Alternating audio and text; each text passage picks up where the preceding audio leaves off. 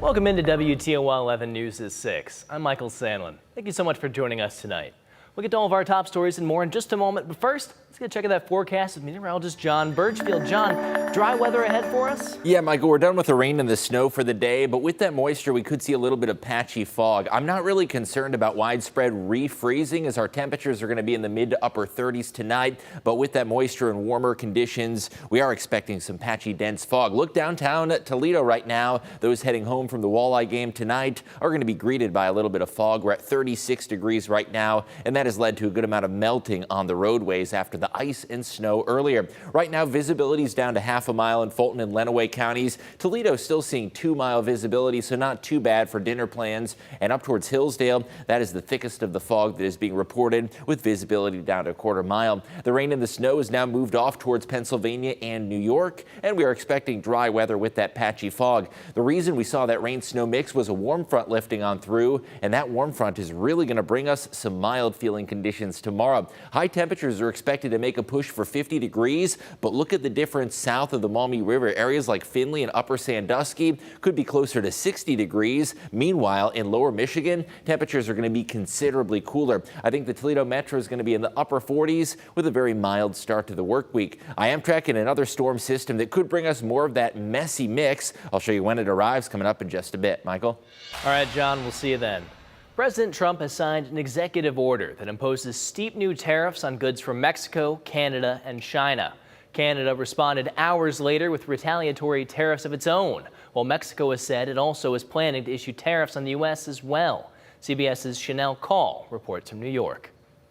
President Trump declared an economic emergency in order to place duties of 10% on all imports from China and 25% on imports from Mexico and Canada. The tariffs are set to go into effect on Tuesday. The president's actions involving the largest U.S. trade partners drew swift condemnation from Democratic leaders. I think we might want to call this the Donald Trump Super Bowl tax, with the big game coming next week. If you know, avocados, tomatoes, beer from Mexico, price is going to go up. What's that going to mean? Higher prices for New Yorkers, higher prices for Americans.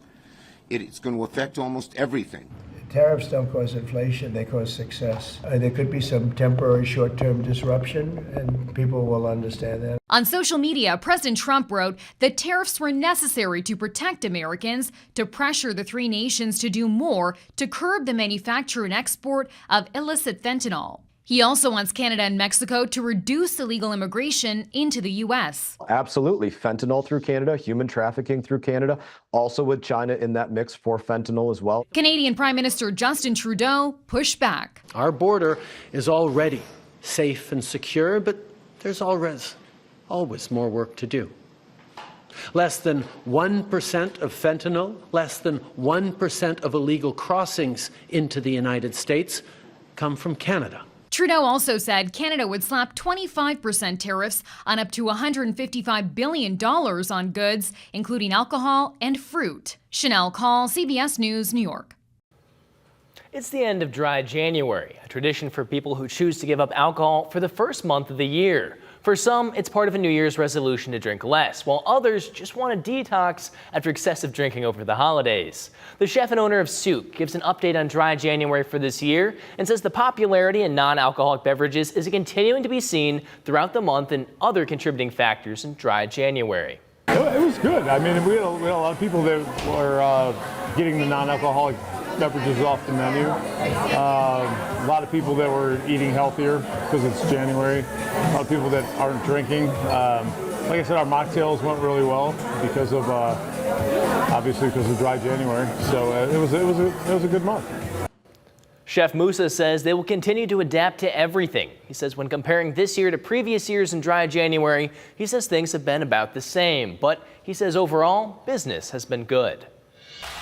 Now to an update to last week's deadly accident between a passenger jet and an Army Black Hawk helicopter. The U.S. Army released the name of the pilot of the Black Hawk. It's 28-year-old Rebecca Loback. Loback was an ROTC graduate from the University of North Carolina, Chapel Hill. She had the rank of captain at the time of her death with 500 hours of flight experience. And tonight, Northwest Ohioans are expressing their concern due to language used after the crash that puts a negative spotlight on persons with disabilities. President Trump said this week that diversity, equity, and inclusion efforts by the federal government may have led to less qualified people with disabilities, taking on important roles over others more qualified. We spoke to the Lucas County Board of Developmental Disabilities about his statements.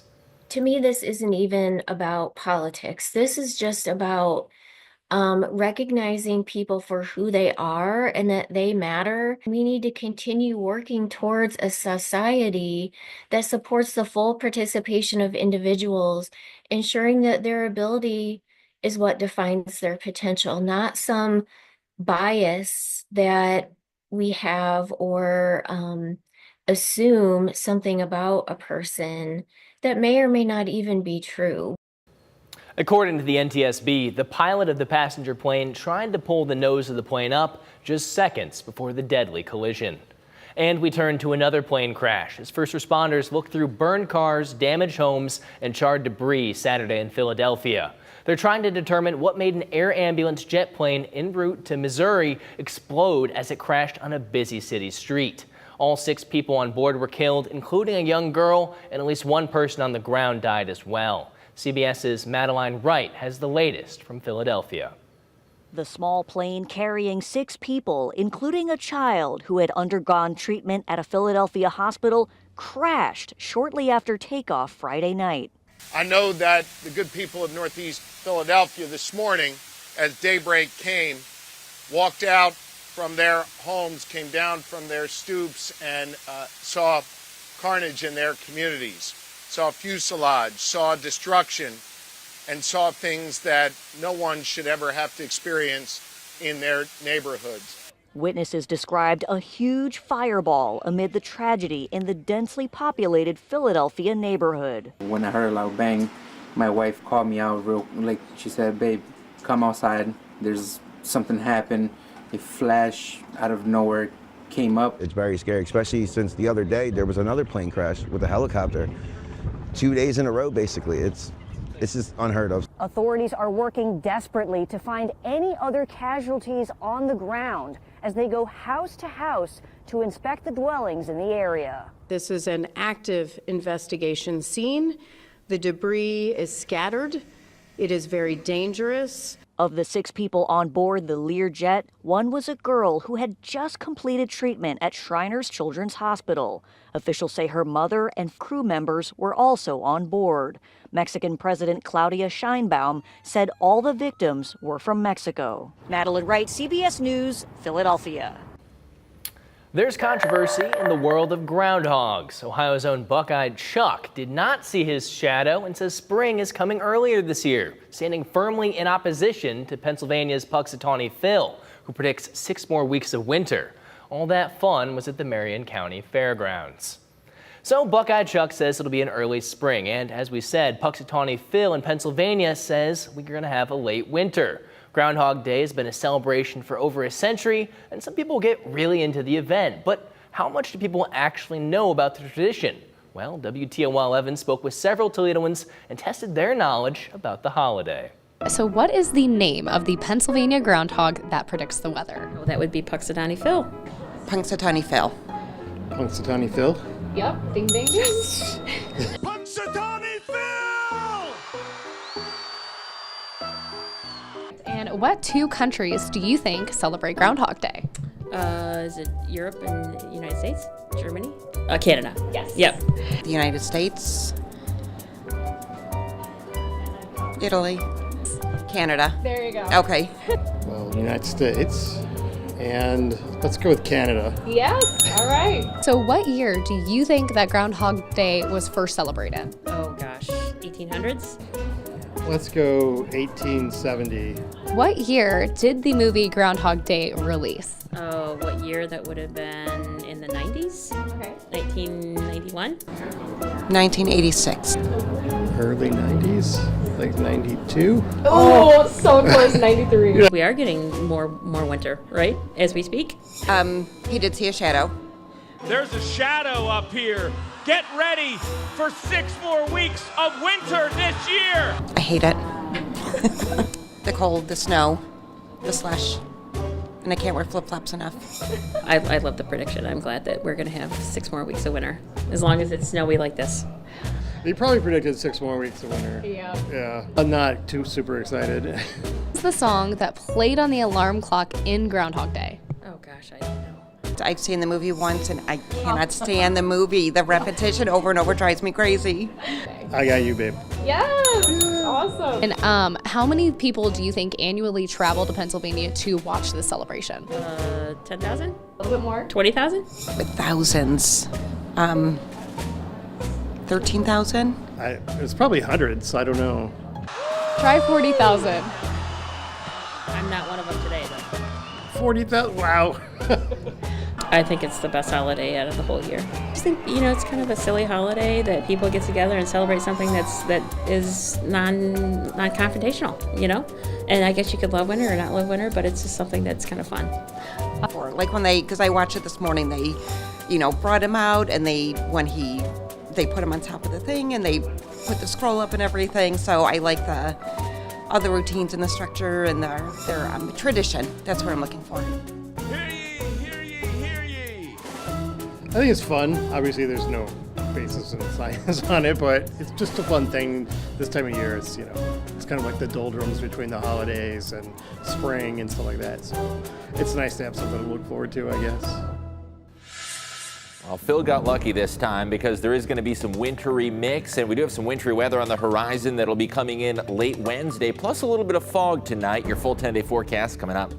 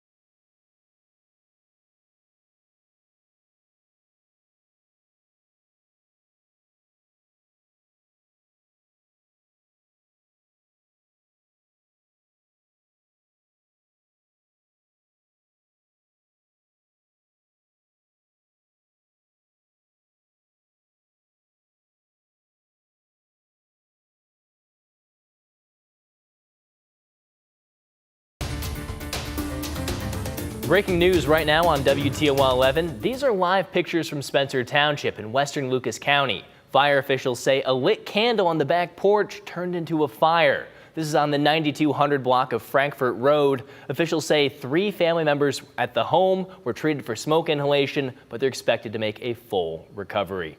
Now let's get it over to meteorologist John Birchfield with a look at the forecast. I am watching a little bit of fog that you'll have to contend with this evening and possibly even into the Monday morning commute. You can see the hourly forecast on our free WTOL 11 weather app does show you some foggy conditions, but temperatures will stay well above freezing. So that does bode well for helping melt away some of the snow and preventing any refreezing on the roads. This evening, a few areas mainly west of Toledo could see visibility drop down as low as a quarter of a mile. And then overnight into Monday morning, can't rule out a few delays. This computer model does show visibility still at a mile in Toledo, but some areas will see some fog out the door. The rain and the snow are done for the day. That quick moving band that we saw around midday, that is now moving towards Pennsylvania and New York. We saw that wintry mix with an advancing warm front, and that is going to make for a mild feeling day tomorrow. We're already going to be well above freezing at daybreak. In fact, those morning low temperatures could already be 41 down towards Putnam and Hancock counties. The afternoon is going to have a little hint of spring if you live south of the Maumee River. Locations like Fremont and BG could be in the 50s, and areas like Seneca County over towards Ottawa and Findlay could even be closer to 60 degrees. Now, if you live in southern Michigan, don't get your hopes up for a super mild day, as temperatures are likely to be stuck in the upper 30s to the lower 40s. Toledo is going to fall somewhere in the middle of that spectrum with highs that'll be in the upper 40s. It is going to be breezy, though, with that mild temperature. Southwest winds sustained at 10 to 20 and gusting up to 30 miles per hour. We do cool off Tuesday as a cold front moves on through.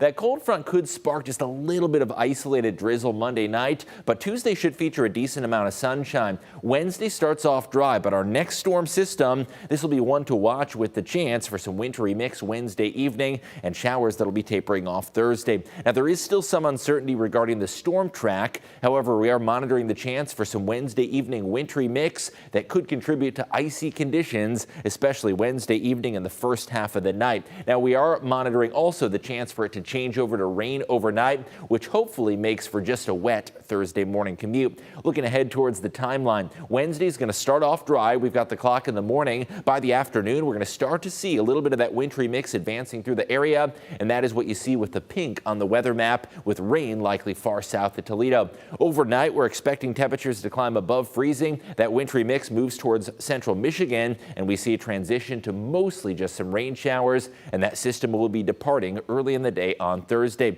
Overall, the timing of the impacts, there is still some uncertainty, but we're watching the potential for slick roads, and that would be late Wednesday evening with rain that'll be likely early in the day on Thursday. You'll see that storm system with our weather impacts this week, and we do have another one that we're monitoring next weekend that in similar fashion could bring us a little bit of wintry mix, which is all too common in February. That storm system comes in late Wednesday and tapers off early Thursday. Cool and dry weather expected for your Friday, and then another system comes in Saturday night into Sunday. Super Bowl Sunday could feature the chance for some rain and snow showers, followed by a cooler setting with temperatures dropping down into the 30s by the end of the 10-day forecast.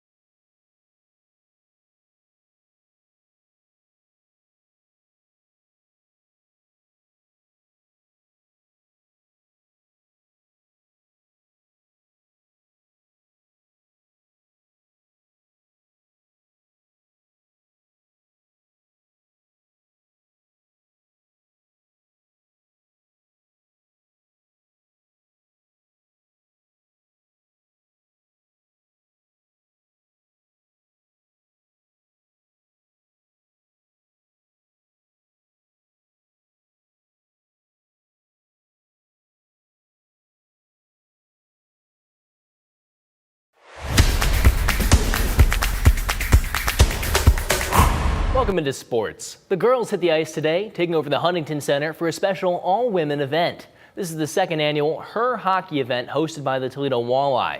The event began with a youth clinic for young women who are interested in the sport, teaching them techniques and the ways of the game. The clinic followed with a discussion panel of 3 women who were involved in sports, giving messages for the young women there. It's beyond important to bring awareness to the girls and women playing in sports, working in sports, fans of sports, just knowing that you don't have to be a specific gender or specific fan to get involved in the organizations that we have around town. And we love to show the support for the girls who are playing hockey, girls who want to work in hockey, and just any sports for that matter. One member of the discussion panel was our very own Noelle Blumel, speaking about what it's like to be a sports reporter.